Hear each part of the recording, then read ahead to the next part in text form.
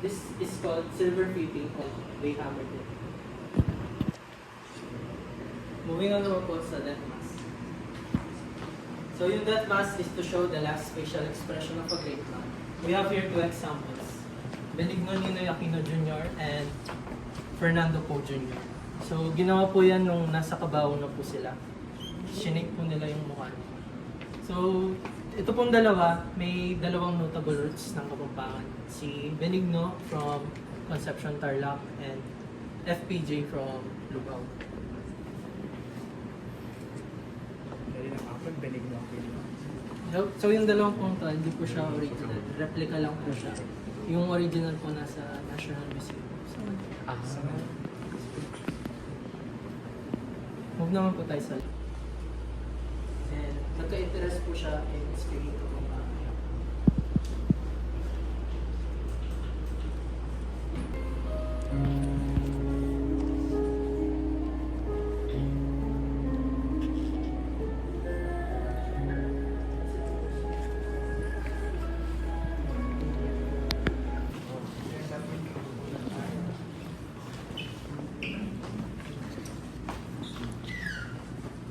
So, yung limbon naman po is to show, limbon or what we call procession in English.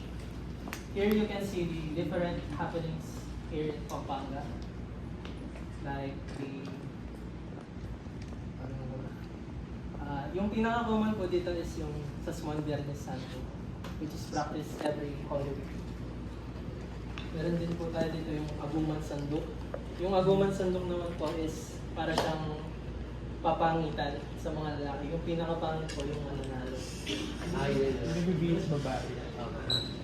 So, para din po siyang respeto sa mga natin is napapalitan every 4 to 6 months.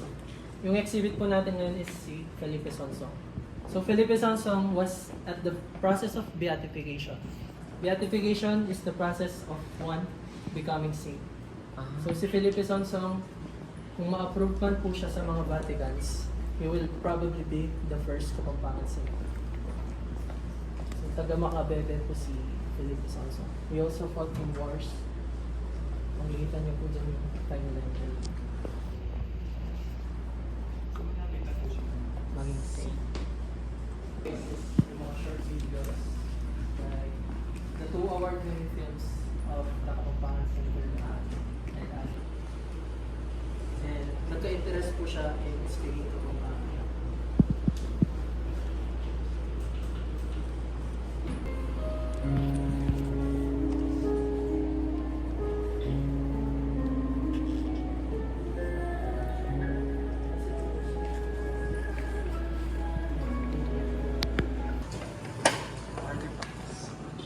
So, dito naman po sa archaeology doon, makikita po yung mga artifacts na na-excavate po from Porac and Candaba.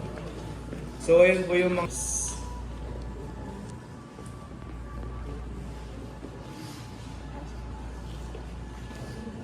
Totoo po na kanon is nasa, nasa National Museum po siya. Ayan. Ito naman po yung tinatawag na Candaba Ats. Ito po yung ginagamit ng mga Kapampangan dati to carve boats naman po. Kasi Kapampangans back then were seafaring people. So these are also stone tools po, sungasungan and sungasungan. Mortar and pestle. Three parts, the world history, the Kapampangan history, and the Filipino history. So this is a work in progress. Nadadagdagan pa yung mga informations dito by our researchers. And Pero alam ko yung original na nasa National Museum. Spanish colonization period. Makikita niyo po yung highlighted na part. Ito po yung dating hinahawakan ng Pampanga. So ang Pampanga po dati is malaki po siya. Hinahandle niya po yung some parts of the other provinces today. But due to the taxation and the management issues po, giniva po ng mga Kapampangan ng territory na yan. So, ang nangyari is, lumiit siya ng lumiit nung nagkahiwa-hiwalay na yung mga territory nila. Ngayon, yung makikita nyo na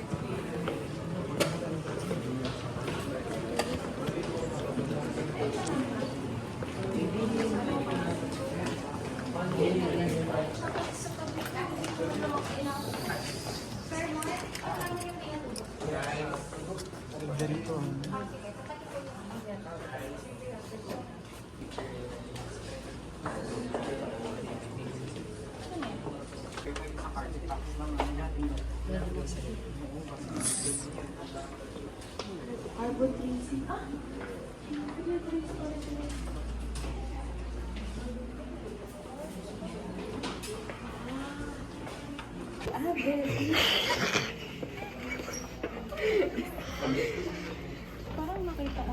Baka may kilala ako din. Oo, si San Fernando nga. Baka may kilala ako dito.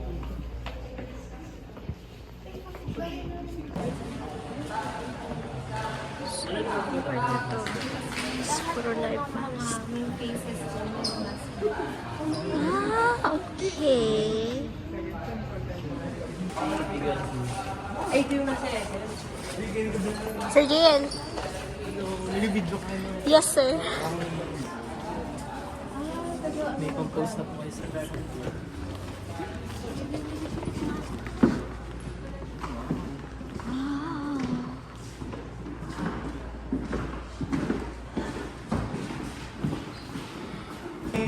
Museum po ito is nakadedicate kay Mr. Vicente Manansala, our national artist.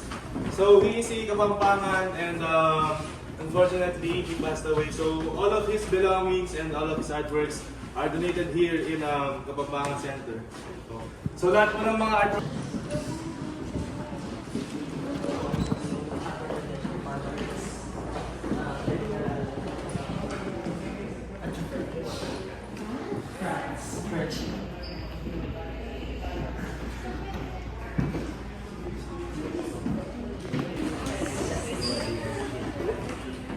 So yung mga nakikita niyo po dito, yung tinatawag niya, siya.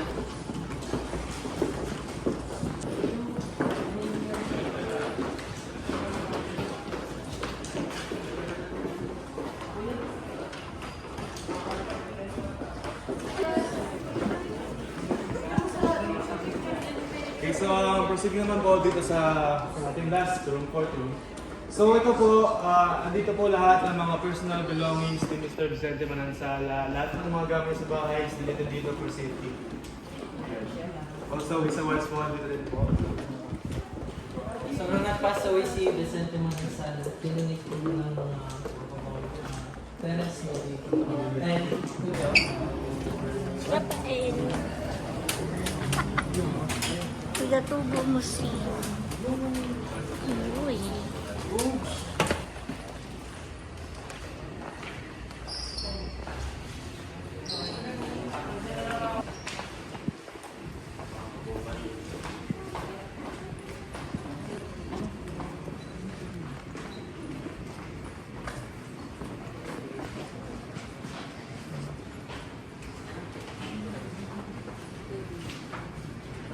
Aljur.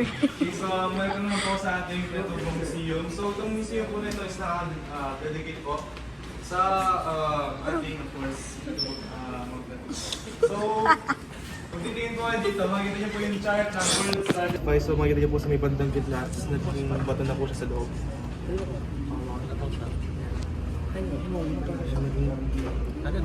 So, we have... Si Katlo. Wala na. Bawal na siya.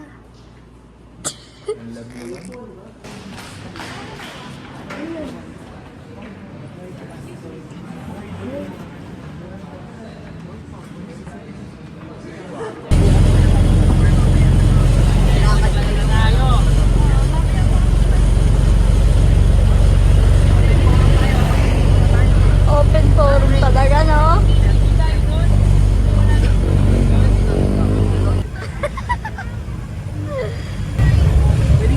Big!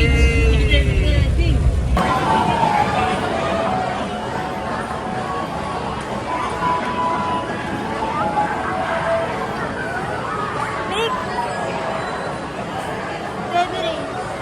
Dad! Faye! Faye! Say hi! Faye! Mag-hi ka! Si Daras, oh! Uy! Focus yard!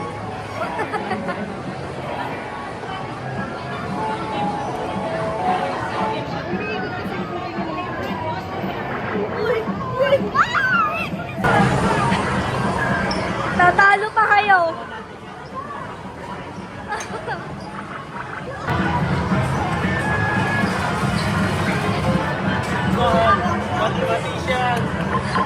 Go, go, go, go, go! Ah! Gagi, sayang.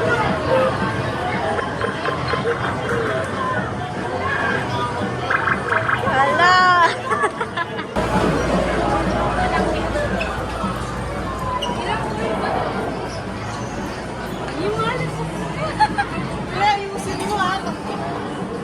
So, ito yung target lock ni Faye. Hindi, tingnan mo pag nakataas na, ibubuka niya. Nakaban ako, Jenny.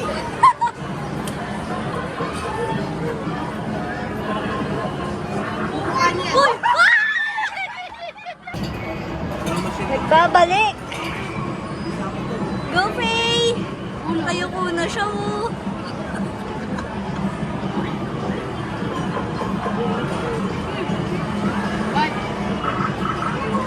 Ay!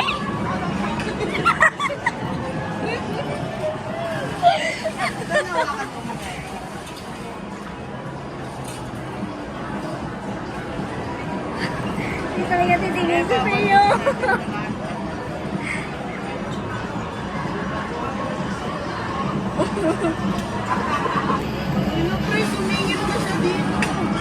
Go, go, go, go!